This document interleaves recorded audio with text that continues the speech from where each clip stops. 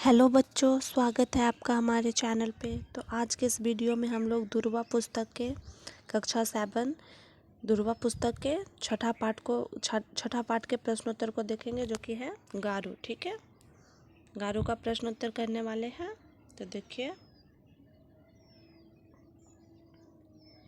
पाठ संबंधी प्रश्न। ठीक है ना, कहे पाठ के आधार पर गारो जनजाति के बारे में कुछ पंक्तियाँ लिखो। इसका उत्तर है, गारो मेघालय की एक प्रमुख जनजाति है। स्वभाव से शांति प्रिय, परिश्रमी और प्रकृति को प्यार करने वाले होते हैं। इनका संबंध चीन और तिब्बत से माना जाता है। खो है, गारो लोग एक स्थान पर क्यों बस जाना चाहते हैं। इसका उत्तर है, गारो लोग अपने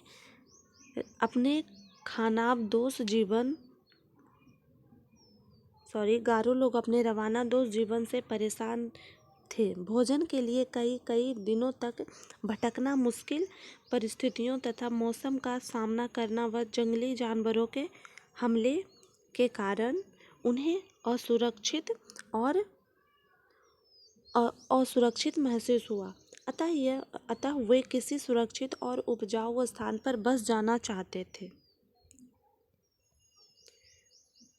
गो है, जापा, जलिनपा और सुकपा, बुंगीपा का नाम आदर से क्यों लिया जाता है। इसका उत्तर है, इन दोनों महापुरुषों ने गारो जनजाति की परेशानियों को देखते हुए उन्हें अच्छे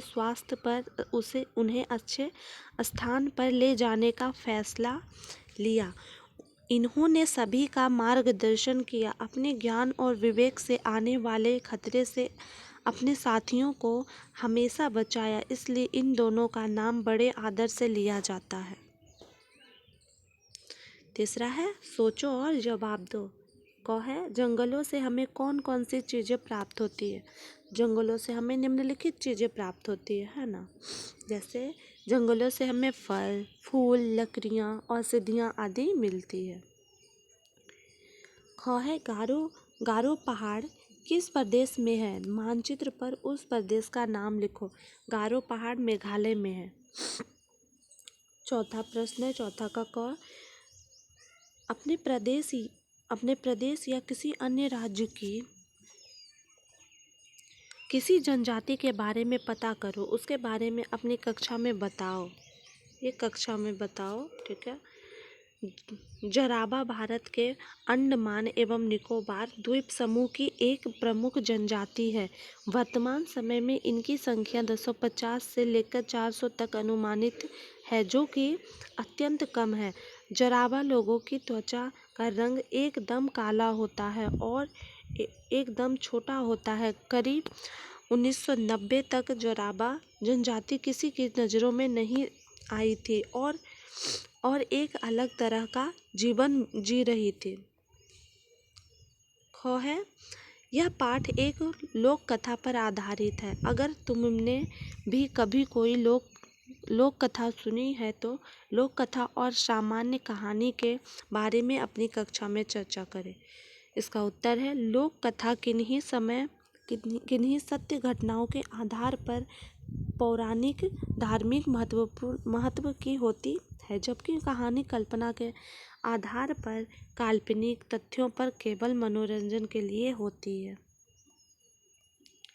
गो है, गारो लोगों ने बहुत लंबी यात्रा की थी। यदि तुमने भी कोई लंबी यात्रा की हो तो अपनी यात्रा के बारे में लिखो। इसका उत्तर है, लोक कथा के अनुसार गारो जनजाति की यात्रा तो बहुत वर्षों तक चली और वे आखिरकार मेघालय के गारो पहाड़ों में बस गए। उसी प्रकार हमने भी कई शहर बदले, जिससे हर प्रदेश की